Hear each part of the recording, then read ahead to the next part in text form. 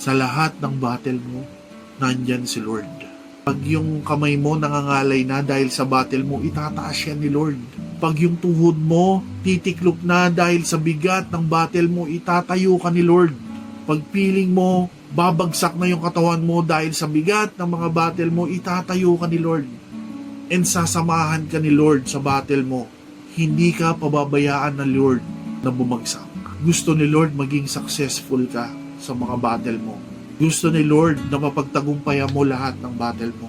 Kaya from now on, magtiwala ka sa salita ni Lord.